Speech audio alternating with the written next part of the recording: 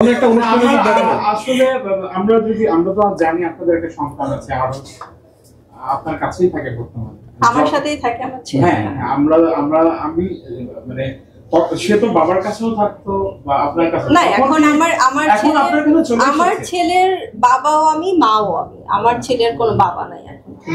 বাবা এখন আর তাকে কোনো ভরণ পোষণ বা তার কোনো সেটা আগে থেকেও দিত না, বাট আমার ছেলেও এখন তার বাবাকে পছন্দ করে। আচ্ছা আচ্ছা, ছেলের তার সবকিছুই আমি।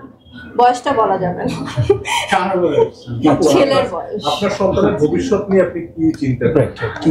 ওকে নিয়ে কি পরিকল্পনা রয়েছে? আমার ছেলে তো এখন ক্লাস 5-এ পড়ছে, তো ও দেশের বাইরে পড়াশোনা করবে, স্টাডি করবে। স্টাডি করার পরে বোঝা যাবে কি করতে চাচ্ছে, বাট দেশের বাইরে পড়াশোনা করবে। তবে মায়ের কি ইচ্ছা, মানে ছেলে বড় হয়ে ছেলেকে কি বানান?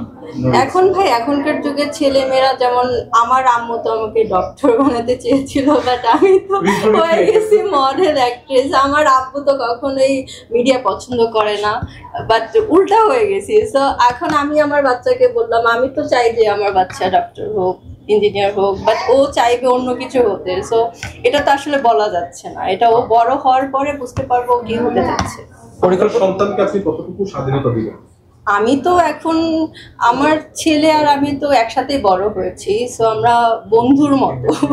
আমার তো অনেক ছোট বয়সেই বেবি হয়েছে, সো এখন আমরা হচ্ছে ফ্রেন্ডের মতোই। আমি স্বাধীনতা তো অবশ্যই পাবে সে। এখন আমাদের মা বাবার মতো তার হবে না, এটা করতে পারবে না, ওটা করতে পারবে না। এখন তো ছেলে যা খুশি তা করে।